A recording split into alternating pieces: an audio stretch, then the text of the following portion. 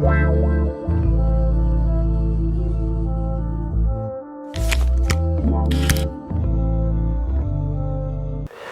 l'Église célèbre la fête de Saint Jean de Matera. Il est né à Matera, près de Naples. Quand il était encore enfant, Jean rêvait de vivre en ermite et en fait, il a passé plusieurs années comme tel. Puis, il a continué à suivre Dieu. Il organise le couvent bénédictin de Matera, vénéré de tous par sa science, ses miracles, ses prophéties et ses vertus.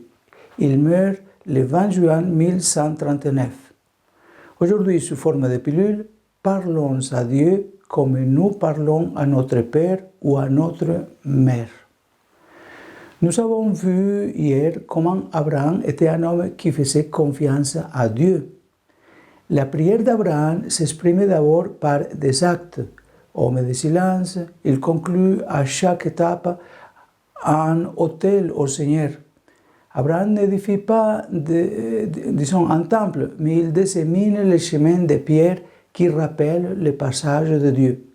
Un Dieu surprenant, comme lorsqu'il lui rend visite dans la figure de trois hôtes que lui et Sarah accueillent avec attention et qui leur annoncent la naissance de leur fils Isaac.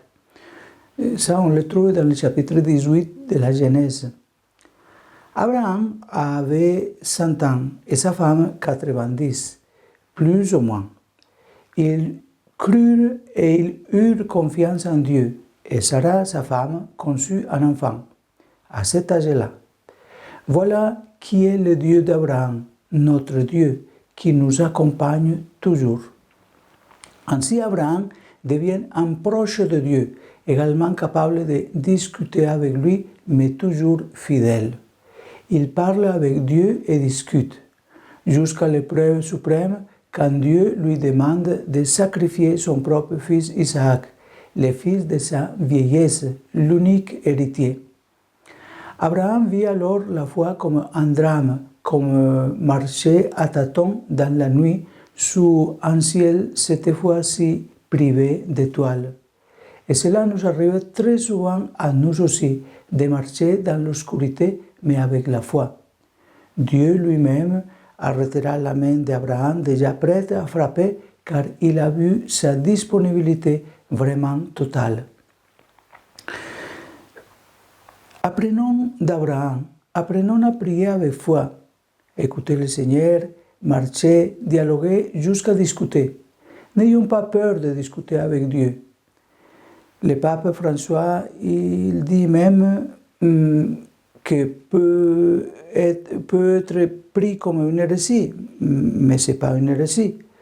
Souvent, j'ai entendu des gens qui disaient au Saint-Père, « Vous savez, il m'est arrivé cela et je me suis mis en colère contre Dieu. » Tu as eu le courage de te mettre en colère contre Dieu? Oui, je me suis mis en colère. Mais il s'agit là d'une forme de prière. C'est un cri vers Dieu. Rappelons que le Christ lui-même, dans la croix, il a crié « Mon Dieu, pourquoi tu m'as abandonné ?» Car seul un enfant, comme le Christ, est capable de se fâcher avec son Père, entre guillemets, et ensuite le rencontrer à nouveau. Parce que Jésus lui-même, ensuite, il a dit « Dans tes mains, je remets mon esprit ». Ainsi, nous pouvons crier à Dieu, mais en même temps lui dire que soit faite selon ta parole. Apprenons d'Abraham à prier avec foi, à dialoguer, à discuter, mais toujours disposé à accueillir la parole de Dieu et à la mettre en pratique. Avec Dieu, nous apprenons à parler comme un enfant avec son père ou avec sa mère, à l'écouter, à répondre, à discuter, mais en étant transparent comme un enfant avec son père et sa mère. C'est ainsi qu'Abraham nous enseigne à prier. Que l'Esprit Saint nous donne la grâce d'avoir cette confiance dans le Dieu d'Abraham, le Dieu de Jacob, le Dieu de Jésus-Christ, notre Dieu. Que Dieu vous bénisse et vous protège au nom du Père et du Fils et du Saint-Esprit. Amen. Bonne journée à vous tous.